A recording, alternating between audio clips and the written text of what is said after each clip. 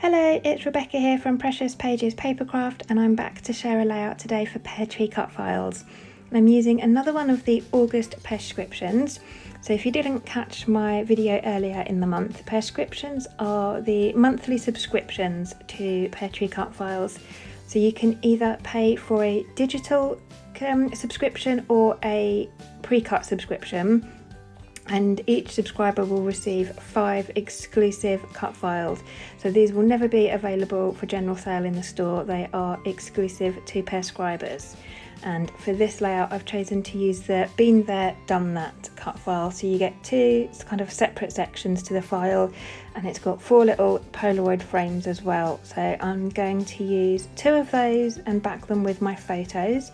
And I'm going to turn the other 2 into shaker pockets using some sequins from Spiegelmum scraps. So I'm just trying to figure out where I want my cut files to sit, because I'm going to add some dry mixed media to my background.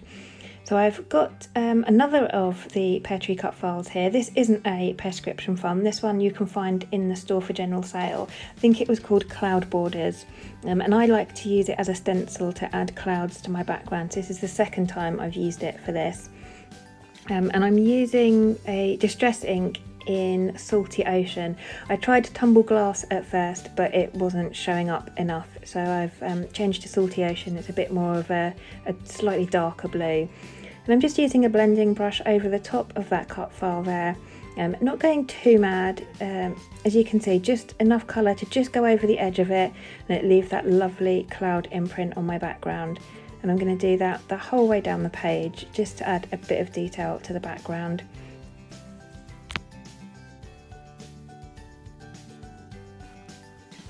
So I've skipped through most of that for you. It's a bit repetitive, but that's my background finished with all my clouds.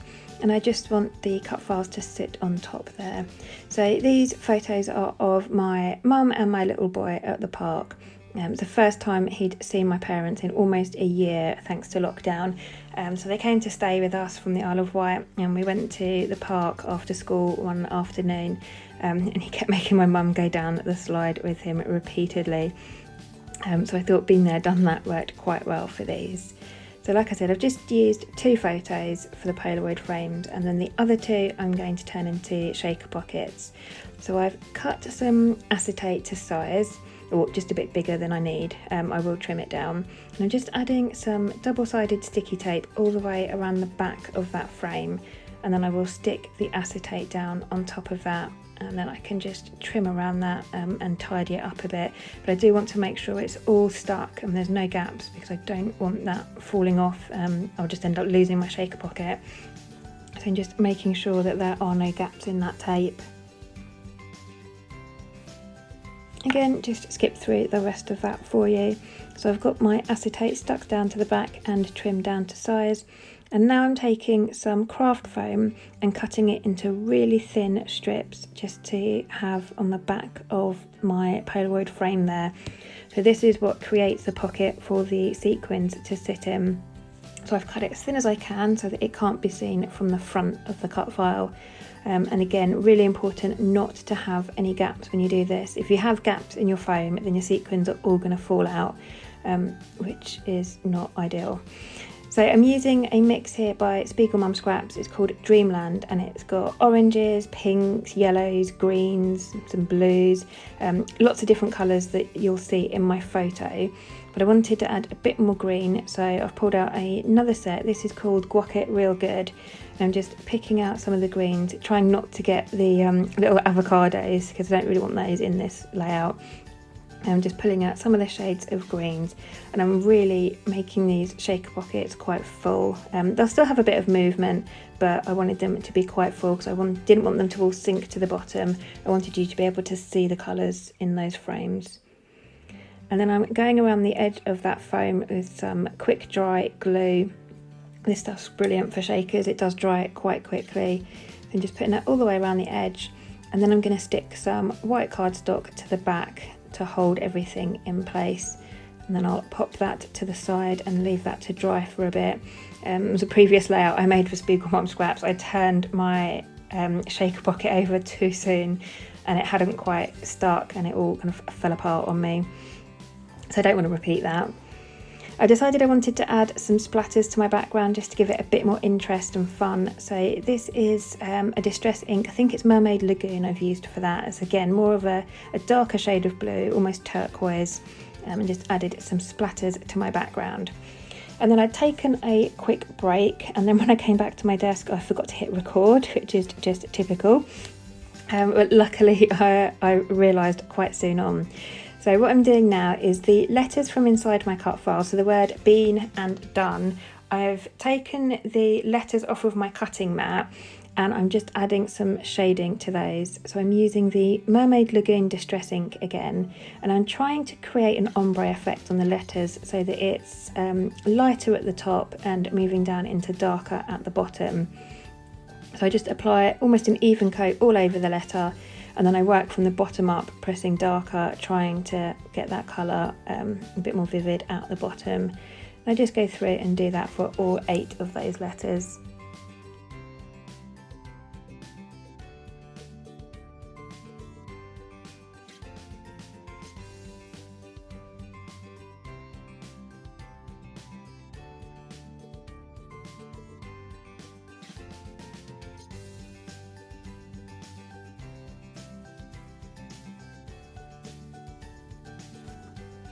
And then I want to do a similar thing with the words there and that, but I'm using a green distress ink this time. This is Maude Lawn, it's my favourite shade of green.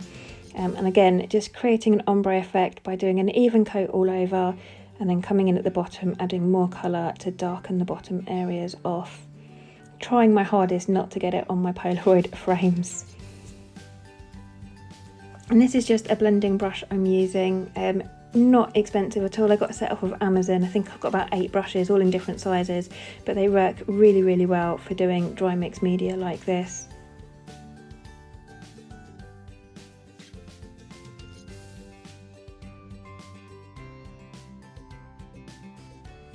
So I've had a quick clean up of my fingers to make sure I've got no ink on my fingers, because I didn't want to get that on the rest of my cut file. And now I'm just going to get everything stuck down in place and just fill in those letters. So I'm just using some PVA glue in a fine liner bottle for this. Works really well for sticking cut files down because the nozzle is really, really thin. So normally I would like to raise things up on foam pads, but I've actually shrunk this cut file down slightly compared to how it's originally intended to be used. So my edges of my letters are really thin, and I didn't want to have to sit here backing all of that with thin strips of foam. So I'm going to stick those letters down flat. Obviously the Polaroid frames will have some dimension to them because I've built the shaker pockets on the back of them, so they'll sit raised up from the page. So I've stuck those bits down flat, and then the letters for been and done, I'm going to raise these up on foam pads because they're thick enough to add a square foam pad behind, and it just brings a bit more dimension to the layout as well. Always like to have lots of dimension. So I'm just going to take some time going through each of those letters.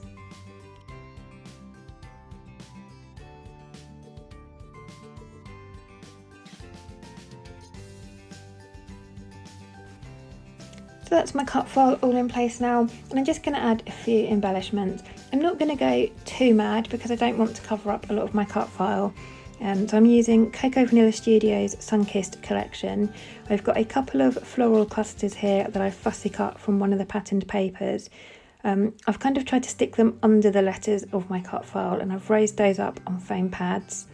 I've got a little tab there I'm just adding to the left of my Polaroid frame that says the best, and then a little kind of flag at the top there that says our summer.